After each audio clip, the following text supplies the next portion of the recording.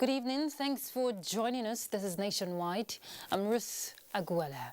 The president of Haiti, Jovenel Moise, has been assassinated at his private residence. A statement from Haiti's interim Prime Minister, Claude Joseph, said the deadly attack took place in the early hours of Wednesday by a group of individuals who have not been identified. Well, the killing came amid deepening political and economic stability, as well as a spike in gang violence in the country. And back home for us, the Federal Executive Council has approved the medium-term expenditure framework and the fiscal strategy paper for 2022-2024. The document, a requirement of Fiscal Responsibility Act projects 13.98 trillion naira as budget size for the 2021 fiscal year. Minister of State for Finance, Budget and National Planning announced this while briefing newsmen shortly after the Council's meeting presided over by President Muhammadu Buhari. We'll bring you the details of that report in our subsequent bulletin. The new Chief of Army Staff, Lieutenant General Farouk Yahaya, has been formally decorated with his new rank. Well, the ceremony, which preceded the meeting of the Federal Executive Council, was performed by President Muhammadu Buhari. Let's hear from State House correspondent Adamu Sambo.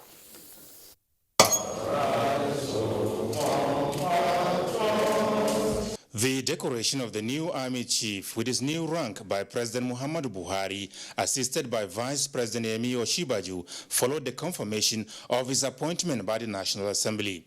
Lieutenant General Farouk Yahaya was appointed Chief of Army Staff on the 27th of May this year to succeed the late Army Chief, Lieutenant General Ibrahim Attahiru.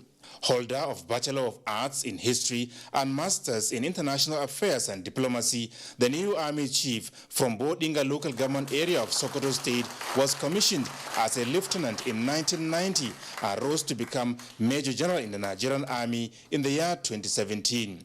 President Muhammadu Buhari did not speak at the brief ceremony, but the Minister of Defense, Bashir Magashi, told NTA News that the new Army Chief is not unmindful of the high expectations from him. The President has already talked to us how he wants us to operate. Like every other chief, his mandate is to bring an end to this banditry, kidnapping, and the Boko Haram issue. Nigeria will not allow this kind of nonsense to be happening. We won't take on anybody who is carrying arms, and that is the truth about it. I don't think there is anything wrong to get rid of your enemy if he wants to get rid of you. And that's what the President is saying. You cannot hold a weapon and be allowed to stay alive. Also speaking to newsmen, Lieutenant General Farouk Yahaya was emphatic that everything will be done within the limits of the law to justify the trust and confidence reposed in him by the President. I want to pledge my unalloyed loyalty on behalf of officers and men of the Nigerian Army, and also continue to do our very best to arrest these challenges we have, particularly insurgency, insecurity, and other violent crimes. We are already getting successes. We will leverage on that, including our experience in this job, and by the grace of God, we shall get there. What message do you have to the bandits and other criminal elements undermining national security and stability? The President said they will be treated in the language they understand. That's what we have started doing already, and many of them have been sent to God to go and answer for their crimes. We'll continue to do that. Before his appointment as Chief of Army Staff, Lieutenant General Farouk Yahaya, a highly decorated officer, was the Commander, Theater Command Headquarters, Operation Hiding Kai, fighting terrorism and insurgency in Nigeria's northeast. From the State House, Adamu Sambo, NTA News. The National Crisis Management Doctrine developed by the Office of the National Security Advisor has come into effect. Implementation of the key components of the strategy, which requires a multi-agencies collaborative approach, necessitated a simulation training exercise underway in Abuja. Kelvin Ehunwahi reports.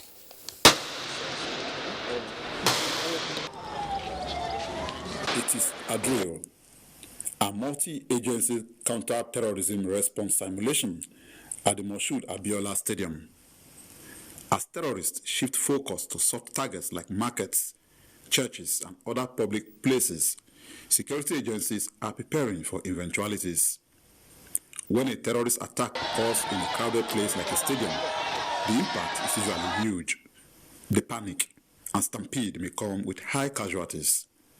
How security agencies will respond, starting from the Control Incident Center coordination, timing, evacuation and treatment of injured persons were practiced in an operation codenamed Idahun Konkon, meaning quick response. You can see the response of all the MDAs here, We have each one doing what they are supposed to do in line with the doctrine. It's so beautiful. It's helped develop the medical SOP, and we've done the same for assault forces, counter-IED and K9. So those, and there are lots of other things. Assisting the various MDAs with critical training that's going to help Nigeria in their time of crisis. For a metro train station attacked with a chemical weapon, a response procedure was simulated at the Idu metro station in Abuja, underlining the importance of inter-agencies collaboration in counter-terrorism operations. Officials who observed the simulation are optimistic that with fine-tuning, the standard operating procedures will be ready to be replicated at local and state levels in collaboration with the Federal Ministry of Information and Culture. In Abuja, Kelvin Ewonwaye, NTA News. The Northeast Governors Forum has called for more collaboration among security operatives with a view to bring to an end the security challenges facing the region. Joseph Zana Gambo reports that this was part of the communique of the 5th meeting held by the governors in Jalingo. The forum calls on the diplomatic community, partners and donor agencies supporting the region to activate the process of transiting from humanitarian to stabilization and durable solutions within the region. Vice Chairman of the forum, Umaru Amadu Fintiri, who is also the Governor of Adamawa State, noted the general improvement of the security situation in the region and called for continuous collaboration of all security agencies in the country to sustain the gains.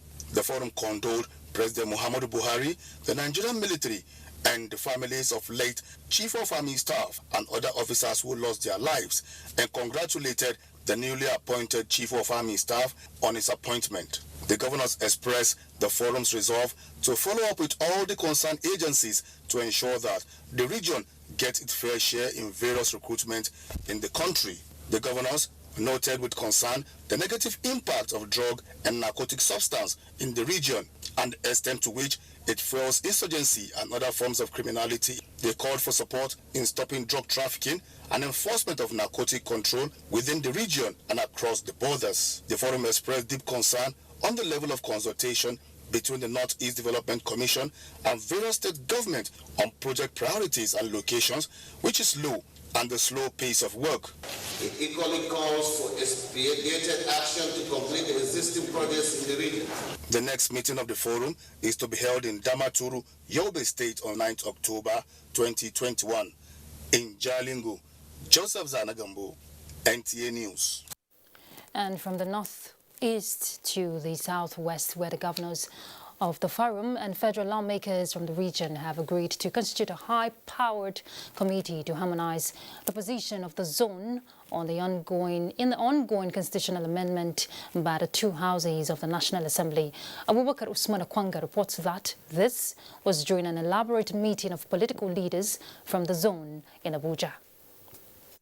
The meeting, which had in attendance 6 governors from the zone and a sizable number of federal legislators, deliberated on burning issues in connection with constitutional review. We are resolved that we will present a common position as regards amendments to Constitution. And in order to achieve this meeting has set up a committee. The committee made up of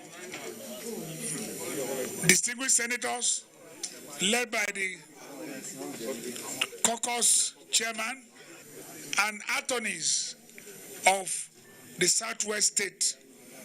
The committee is to harmonize our position so that we can present it as and when necessary before the two houses, and at the end of the day, have the constitutional amendment have a serious input as we take it. The meeting also discussed the passage of the Petroleum Industry Bill and other national issues crucial to the development of the region. In Abuja, Abubakar Usman Akwanga, NTA News. Minister of Aviation Hadi Sirika, alongside heads of parastatals and the industry, have answered questions on various public complaints before the Senate Committee on Aviation. National Assembly correspondent Abdullahi Aminu reports that this is aimed at tackling challenges facing the sector towards achieving the federal government's target of indigenous businesses' survival. It is a brainstorming moment on the entire architecture of the country's aviation sector based on responses by Nigerians. Minister of Aviation Hadi Sirika spoke on the difference between military operation flights and civil operation flights, in addition to economic advantages of having more airports in the country. It is high time that Nigeria begins to go into research and development in aerospace and aviation, so that in the very near future we are able to build an aircraft. More so because civil aviation frontier is expanding. Non-adherence to critical rules guiding the activities of commercial airlines in the country, especially that of high rate of delay and cancellation of flights, are topical issues of concern that the senators requested answers to. Our passengers also are not being helpful in their reportage of these issues, and they push it to the social media space, and a lot of people believe. But if we keep quiet from raising some of these issues to our attention based on what feedback from people, then we are not doing our nation any service. Exorbitant duties that have been outlawed by the Nigeria Customs Service and foreign exchange were also deliberated upon at the meeting. From the National Assembly, Abdullahi Aminu, NTA News. The utilization of foreign aid in Nigeria will now be monitored to ensure effective usage to the benefit of all Nigerians. Now, this is a sequel to the constitution of a national task force on the utilization of the foreign aid by the Minister of State for Budget and National Planning, Clem Agba. Ilyasu Ali Kubu reports that the Executive Director, African Network for Environment and Economy, is the leader of the task force. A UN research has shown that Africa is the biggest recipient of foreign aid and development assistance to alleviate hunger, poverty, and foster economic development on the continent. Nigeria is one of the benefiting African countries. But the questions begging for answers are: what are the measurable impacts of the foreign aid to Nigerian communities after years of the foreign donations through the coalition of civil society organizations? This meeting between the civil society organizations and the Minister of State for Budget and National Planning is geared towards changing the narratives by making sure that the impact on the Nigerian community is visible. Lack of commitment in the use of country systems by development partners, especially in procurement and budgeting, and weak capacity in timely collection and the use of government statistical data, which have not only re-emerged but also worsened. We believe that for Nigeria to maximize the benefit of development cooperation, it is important that the federal government develop a development cooperation strategy. The strategy should be developed through collaborative effort. Contribution of Nigerians' development partners should be mobilized. The meeting further agreed to strengthen collaboration, especially now that a national task force has been constituted to monitor and report back to the ministry for proper evaluation. In Abuja, Ilyasu Ali Yakubu, NTA News. Let's turn to legislative affairs. Senate has passed the 2021 supplementary budget of 982.7 billion naira. It's 6 billion higher than the 895.8 billion submitted by the executive. Let's now join Ignatius Nkwo to tell us more on this parliamentary approval. On the 23rd of June 2021, the Senate debated on the general principles of the 2021 supplementary budget. That same day, the bill was passed for second reading and referred to the Senate Committee on Appropriations. 2 weeks after, the Senate Committee on Appropriations has concluded work on the money bill, presented it at plenary, and the Senate has passed the bill. Now, the executive had submitted a total figure of 895 billion, and today the Senate has passed a total of 982 billion, increasing the figure submitted by the executive. And we have with us here the Chairman, Senate Committee on Appropriations, Senator Jibrin Barau, who will provide explanations for this increment. Thank you for joining us. You're welcome. Yeah, now, why the President submitted 895 billion and you increase it to 982 billion? Can you tell us what about the increment? Well, you see, the fact is that we are running a democracy, a presidential system of government. And in our constitution, it's always specified, it is provided in the constitution, that the executive submits its estimate to us. When it comes to us, we will have to scrutinize and make sure whatever is in there is in line with the wishes and aspirations of the people of this country. Where there is anything to add, of course we need to add. We will add. Where there's anything to remove, we remove. So, and that's what we did today. That's what we did in this process, by looking at scrutinizing the proposal and then making amendments in order to suit the policy and program of government so that everything will go in line with the wishes and aspirations of the people of this country. And that's what we did exactly. Okay, but are there some of the security agencies that needed to be funded or were underfunded that led to this increment? Of course, I said in my report, some were underfunded, some were not funded at all. And in our interaction with them, we discovered that there was the need to fund them, or there was a need to increase what was given to them. So that's what happened. Thank you very much for your time. Yeah, thank you. Well, today too, the Senate has approved the external borrowing of $6.1 billion from the international capital markets. That is it from the National Assembly. And more from the legislative, the Senate will continue to make laws that will ensure transparent and accountable economy of Nigeria for the benefit of all. President of the Senate, Ahmed Lawan, said this in a message to a public hearing on 3 finance-related bills before the National Assembly. Mobolaji Moribiri has the report. The public hearing considered 3 bills. One is to repeal and amend the Fiscal Responsibility Commission Act. The other is to amend the Nigeria Sovereign Investment Authority Act, and that's for the establishment of the Constituency Projects Act. Today's hearing is one more shot at advancing this process by reviewing instant laws or creating new ones.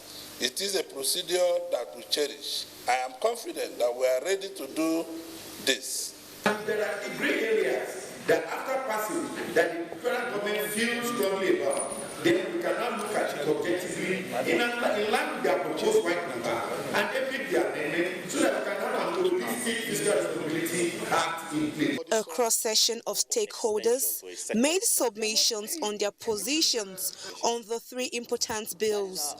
We believe that this bill will not only improve our fiscal life as a nation, but will also improve the revenue which the country is in dire need for at the moment.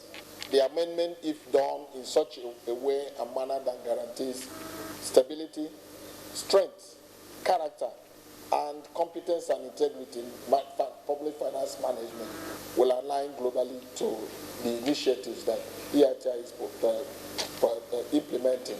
It is recommended that the bill should provide that projects must be completed to ensure that projects are not abandoned after the tenure of a particular legislature. The bills, when passed, will further reposition Nigeria's financial system.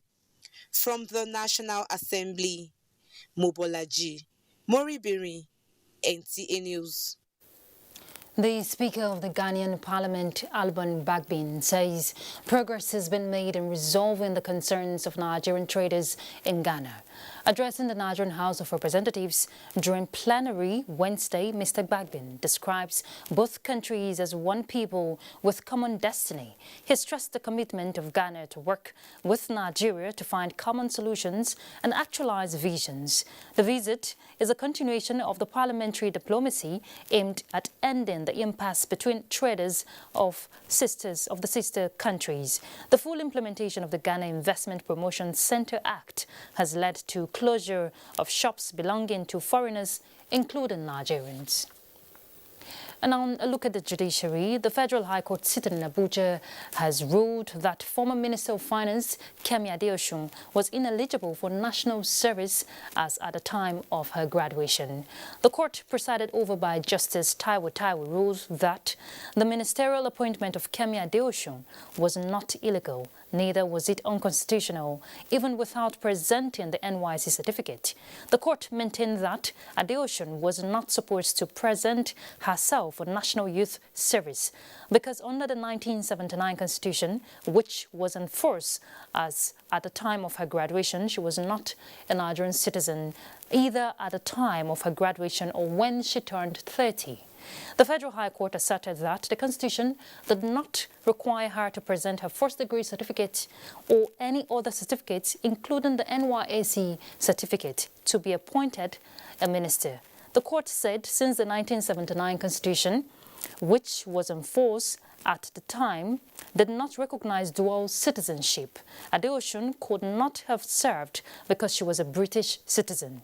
Adeosun graduated from the University of East London in 1989 at the age of 22. The court ruled that Nigerian citizenship only reverted on the extant constitution by which that time Adeosun was well above 30. And by the court ruling ineligible to participate in NYSC scheme, as the scheme is exclusively reserved for Nigerians. All right, let's head to Lagos. Hingano John Adams is waiting to give us her bit from that end.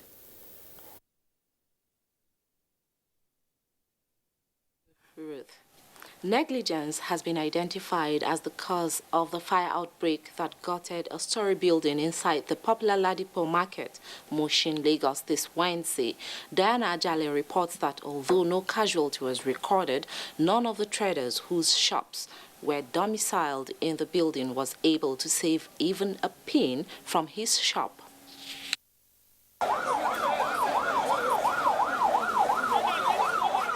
The one-story building affected by the inferno had more than 11 shops and generally known for the sale of car accessories, refilling of vehicle AC gas, paint and engine oil. All that was left after the joint emergency responders battled the fire for hours via debris and rubble. I have almost 8 million naira inside this place. Everything melted. I didn't have any pin to out. I'm confused. I don't know how to do it. I don't know what I will do again myself for my life. It's so painful that the whole building is down and the goods there is worth over 100 million naira. And basically this is my father's business and the whole thing is just went down off. Look at the whole place is on fire. The whole place went down. No life was lost. It's just goods and the money. Worth of millions. The fire outbreak was a pointer to traders to be more careful with the way they handle inflammables. This place is a densely populated area, but however, we are coping with the challenges and we are on top of it. If we can have this type of thing and the whole shops were locked up, no area of ventilation, the place is heat up, that alone can spark fire explosion because of the nature of materials kept there. The fire outbreak is the second within a period of 1.5 months. In Lagos, Diana Ajale, NTA News. The Lagos State Judicial Panel on Restitution of Victims of SARS and other police human rights violation still has pending cases despite a 3-month extension to its initial timeline. So far, the process has administered justice to some petitioners, with others still trying to prove police actions were unfair to them. Jennifer Igwe gives us an update. To address the many cases of alleged police brutality, the Lagos State Judicial Panel on Restitution for Victims of SARS-related abuses and other matters was created. Over 200 petitions were submitted. One by one, they were heard. To unload 3 dead bodies in a Elot bus.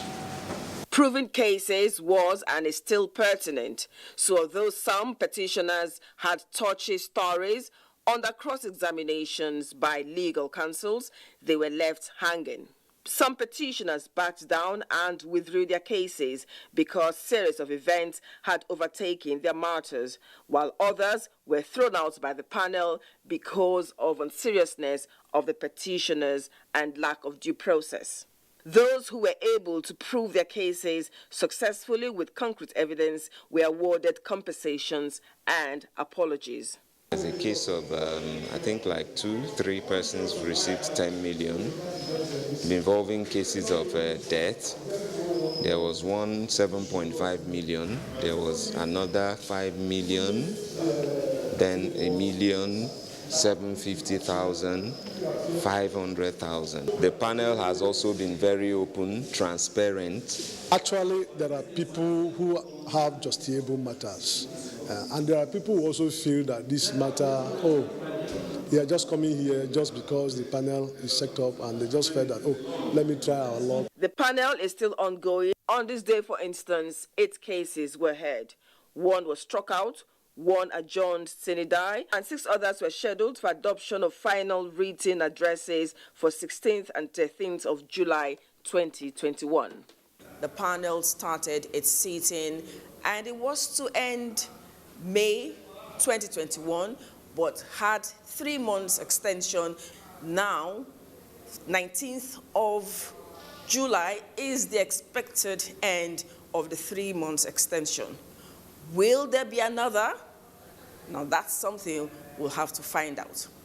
In Lagos, Jennifer Igwe, NTA News. It's now time for a break. Nationwide, we'll be back shortly with Fatima Hassan in Makurdi.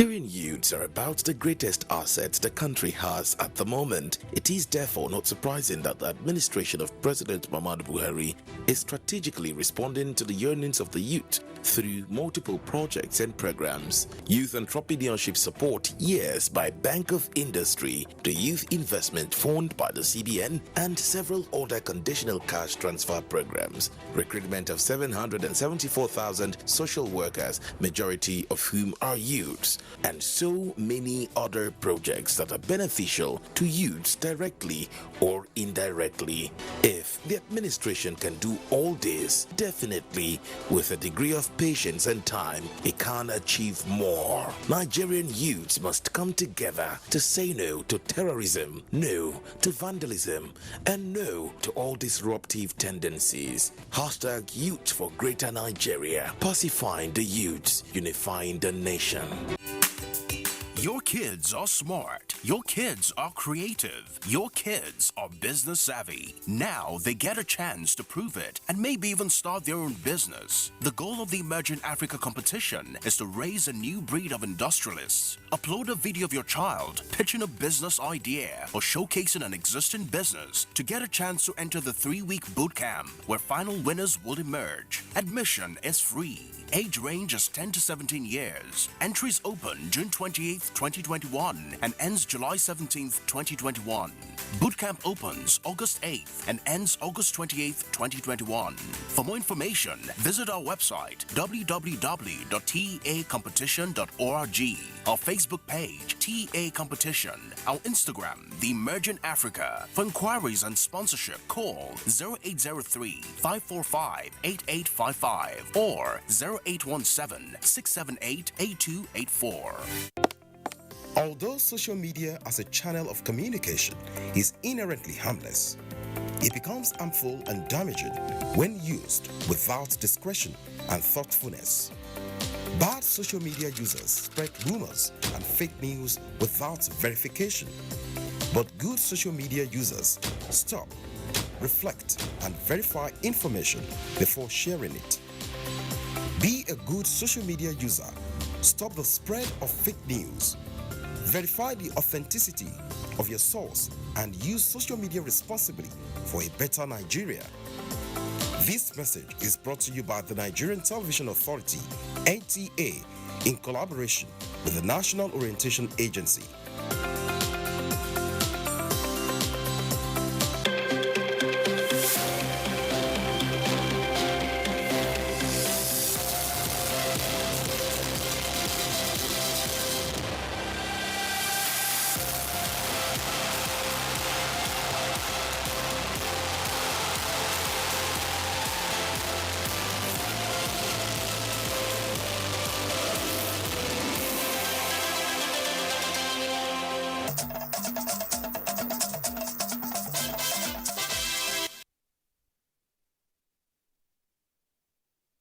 Good evening and welcome to Makurdi.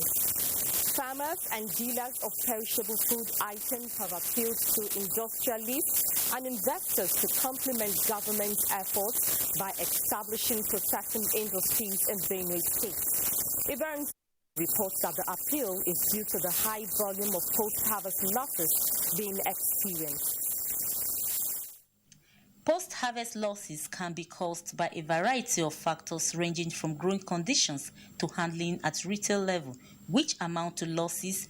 These losses usually come in form of handling injuries and infectious diseases.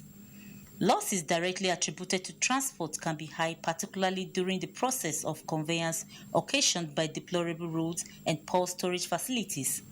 At the retail marketing stage, losses occur at the arrival of supplies in market, while older stock are discarded or sold at very low price. As a seller, we do have a lot of loss because we lack materials to preserve this. Sometimes we went to the bush to buy, and when we buy, at the process of looking for car or the means to transport it to the town, we may be looking for cars, motors hereabouts. Before you know it, the one we heap on the ground is rotting. Rotiwama, nobody they buy. As in the complaint say no money, no money. Would they buy a course? We know they see any person buying where, so that we might go say chop as money no day.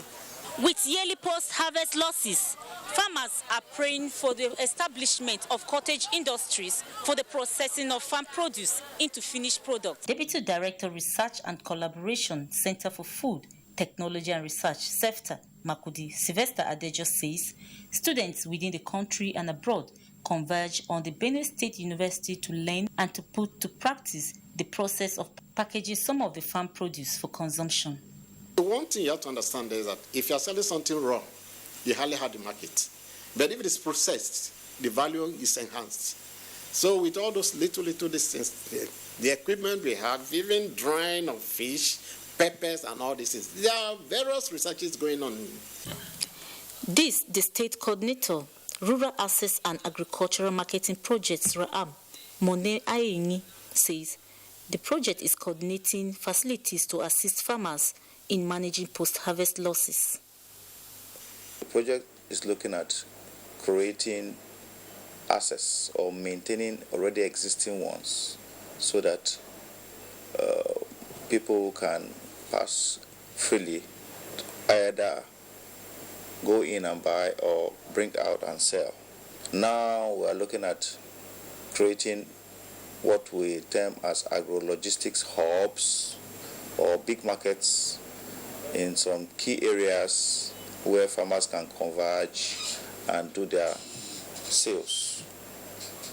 He further says more farmers will be engaged to enable them access the small-scale processing technology available at the institution.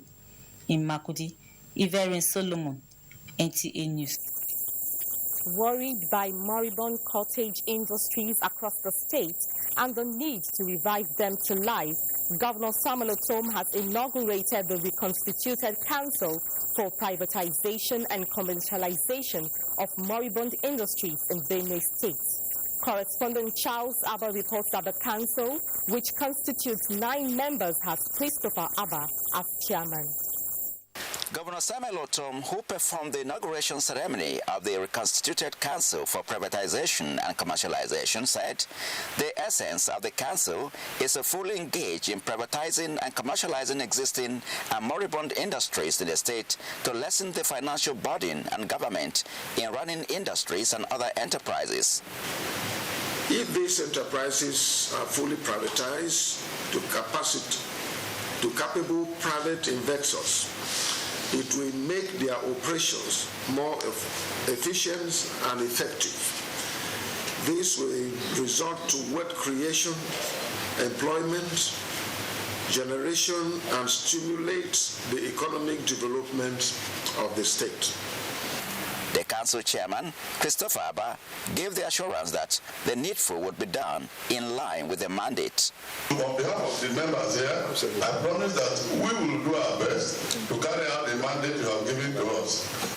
In Makurdi, Charles Abba, NTA News. And that's our contribution from Makurdi. Nationwide continues in Abuja with you. Thank you very much, Fatima. Stakeholders of the All Progressives Congress in Imo State have appealed to Imolites, particularly members of the Progressives family, to explore the 2 weeks extension given to the state to register and revalidate their membership of the APC. Former Governor of Imo State, Senator Rochas Okorocha, who led members of the Imo APC Pioneer Group to the Buhari House, National Secretariat of the APC, addressed the media after a strategic meeting with the Governor, Mai Malabuni-led caretaker and extraordinary convention committee. We have come to ask the party to obey the court judgment that established the right ESCO in the state, which has not been overturned by any other court. And that court judgment says that Daniel Nwafor and his ESCO are the authentic elected members of the party, ESCO of the party. And without his doing his job, then the congresses might not be legal. So we have come to remind the party as a law and the rule of law party, and we joined this party because of justice, and justice must be seen to prevail at all levels. Okorocha assured that APC members are united towards sustaining and expanding the successes of the party in Imo State and Southeast. The commitment towards achieving the Sustainable Development Goals by the year 2030 in Nigeria will enjoy better momentum through positive collaborations. The SDGs project in the Niger Delta region are expected to have appreciable impact, especially in human capacity building and institutional development. Deputy Secretary General of the United Nations, Amina Mohammed, gave this indication when she visited Minister of Niger Delta Affairs, Senator Godswill Akpabio. Let's hear more from Kenneth Inani.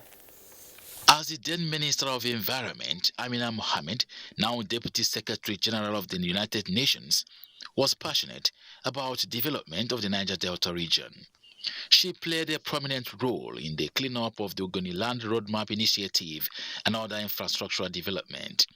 And so, she was enthused with successes recorded so far. And Minister of the Niger Delta Affairs, Senator Godswill Akpabio, is elaborate on the commitment by President Muhammadu Buhari towards addressing infrastructural deficit in the region, which he believes is responsible for the current peace and tranquility. What the ministry is doing now, as part of our mandate, is to ensure that we coordinate. And so we have developed a system, strategic implementation work plan. It has passed through the Federal Executive Council. We want to coordinate the activities of development in the entire region. So even if it is an IOC or it's a state government and all that, or it's the NDDC, at the press of a button, you can see in social community what is on ground. We always speak to the 17 goals, they're sustainable development goals. And so those goals, they provide a framing for a discussion on basic services government should provide in social protection, in health, in education, in water, taking care of women's issues and making sure that they have, equality as it should be. That agenda must be seen in the Niger Delta. Both are of the opinion that with effective collaboration and coordination, various SDG projects and the Catch Them Young program initiative of the ministry ongoing in schools in the Niger Delta region will be impactful in discouraging pipeline vandalism as well as calm all forms of agitations. Kenneth Nanim, NTA News. All right, we'll make another stop at Enugu to join Chinenye. Many thanks, Ruth. Welcome to Enugu. In addition to the ongoing online continuous voter registration, there will be about 2,673 centers nationwide where citizens can register physically. The Resident Electoral Commissioner and Independent National Electoral Commission, Enugu State, Emeka Onanamadu, gave the assurance while briefing journalists and leaders of various political parties in Enugu. Chika Ugu has the report.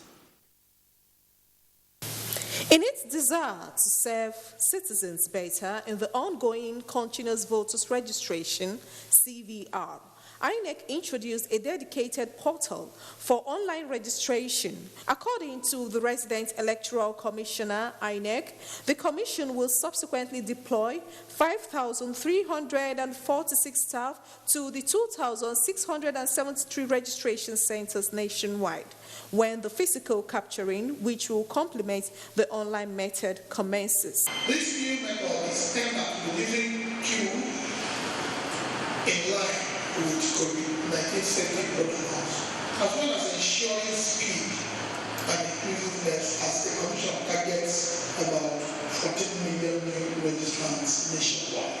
The INEC REC also disclosed that the conversion of voting points into polling units has been completed with a total of 1,189 new polling units in existence in Enugu, amounting to a total of 4,145 polling units in the state. The Commission further enjoined key players to pay appropriate attention to INEC for information and make correct interpretation of information emanating from INEC to the public. In Enugu, Chika Ugu, NTA News. About 2,500 indigent and vulnerable persons from various communities in Enugu East local government area of Enugu State have benefited from a free medical outreach organized by the 82 Division of the Nigerian Army as part of activities for the 2021 Nigerian Army Day celebration. I'm just thanking them enough for them to offer me this wheelchair. Thank all of them. Sunday Itumo and Michael Nwoye are among the 2,500 beneficiaries of the free medical services organized by the 82 Division Nigerian Army Enugu to celebrate this year's Nigerian Army Day. General Officer Commanding 82 Division, Major General Taoreed Labaja, noted that the medical outreach comprising free consultations, free dental and eye checks, treatment, distribution of free eyeglasses, wheelchairs, clutches, drugs, and insecticide-treated nurse, among others, is to enhance a cordial relationship between the Nigerian Army and members of the three communities.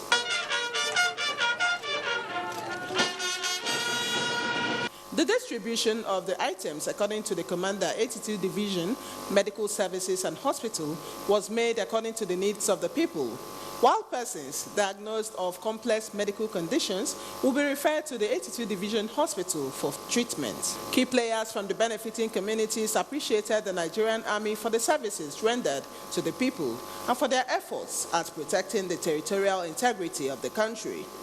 Held between 1st to 6th July every year, the Nigerian Army Day celebration is an annual event organized to showcase the combat readiness of the Nigerian Army, among others. And those are the stories from Enugu.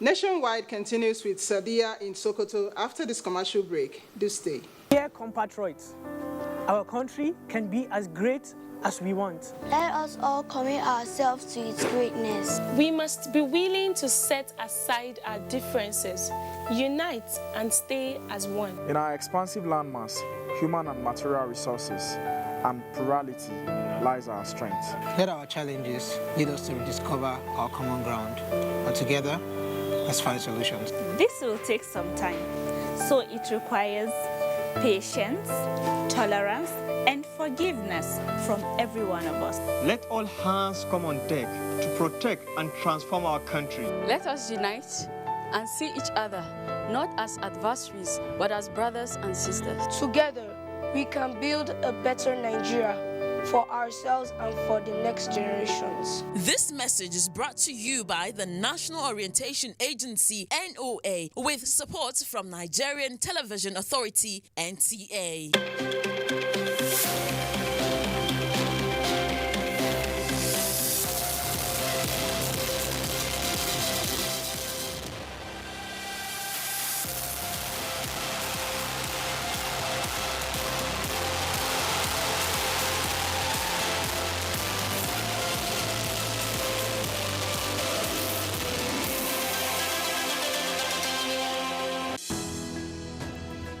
The Council of Our Fathers. I will urge and advise our younger generation to use talent and brain to sort out problems, not arms.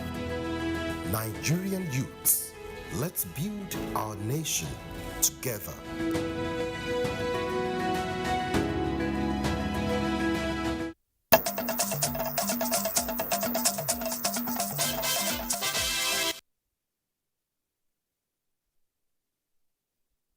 For staying with us.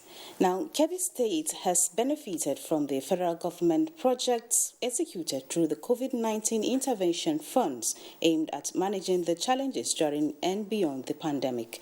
The Minister of State for Health, Dr. Adeleke Olurunimbe Mamora, while inaugurating the 11 projects, said most of the beneficiaries have been provided in all the tertiary health institutions in Nigeria.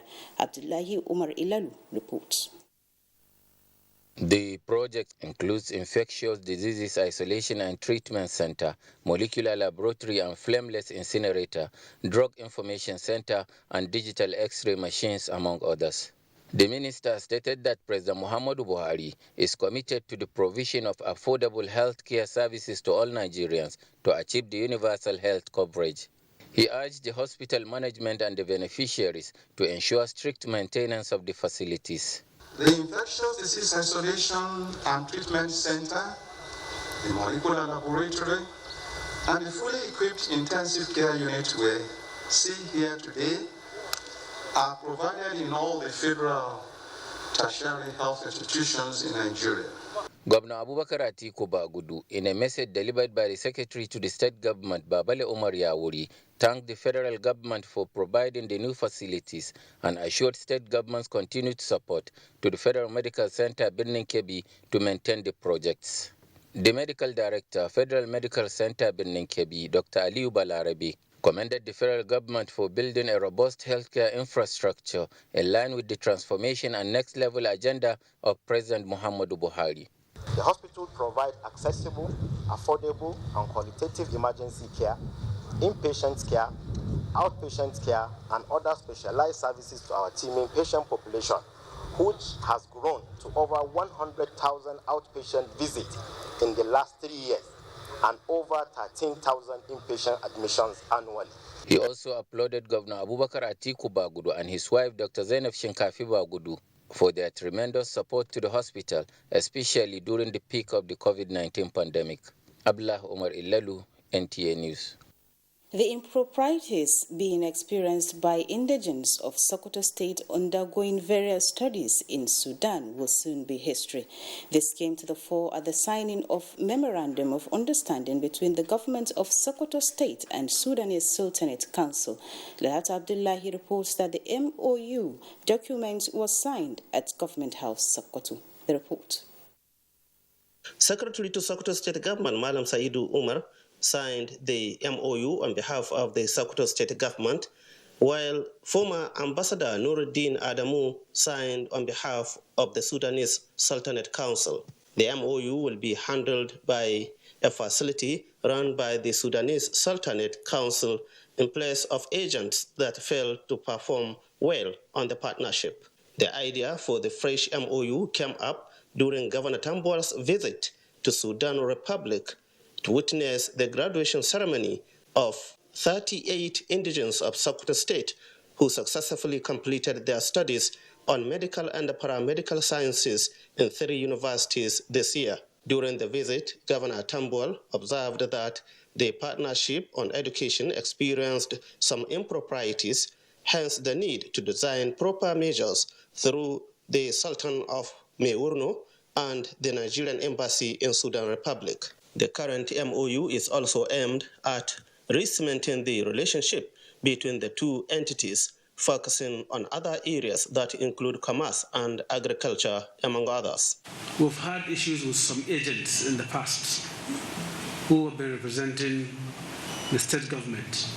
In brief, they are not doing well. The agents have not been doing well in actually dealing with our students. So we decided that we should adopt a new approach.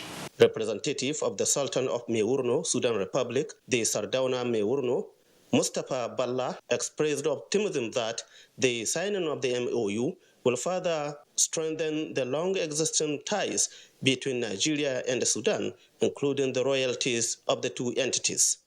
In Sokoto, Lalata Abdullahi, NTA News. And that's it from here. It's now back to Ruth in Abuja. Thank you very much, Sadia. More initiatives have been adopted as relevant bodies sustain advocacy to end sexual and gender-based violence in the country. The latest initiative tagged Prevent, Accountability and Support, which is captured in the book Orange Pages, provides guide to where victims of sexual and gender-based violence can access support across the country, including the 29 sexual abuse referral centers in the 17 states. Joshua Ojito reports that the model, supported by wives of the state governors, also seeks to complement efforts of key players to curb sexual and gender-based violence and ensure support for survivors. Continues to work closely with key line ministries, donor partners, civil society organizations to implement practical solutions and models of excellence that support survivors and punish perpetrators. We are committed to advancing effective approaches to keep women and girls safe through evidence-based interventions like what the PASS model offers. We need to bring up our daughters with a healthy dose of self-respect and self-esteem, and our voice up with a different understanding of masculinity. We also need to continue to work hard on the implementation of our legal and policy frameworks. Where we don't have laws, we need to continue to advocate for them. And in most cases where we do have the laws, we need to continue to push for implementation. We do a lot around prevention by making sure that key target audience are actually informed on what sexual and gender-based violence is actually about. Awareness creation is key because people need to know what they have to do. Advocacy Day on ending gender-based violence. Protection of national assets is paramount in Nigeria's journey towards sustainable development.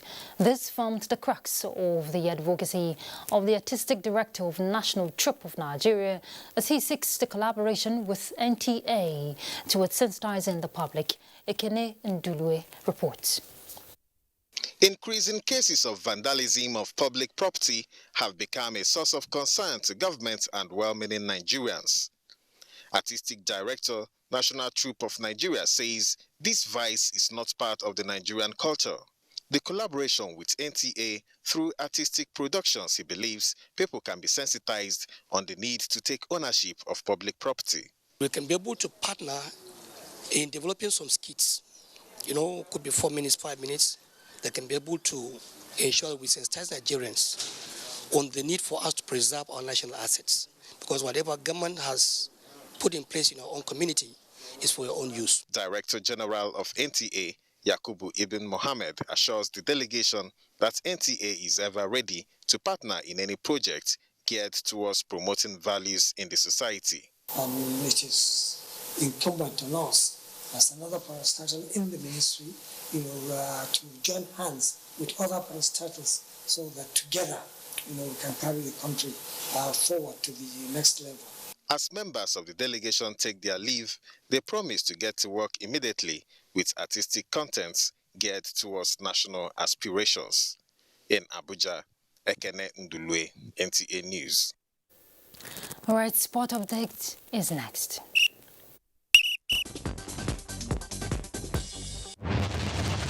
First batch of Team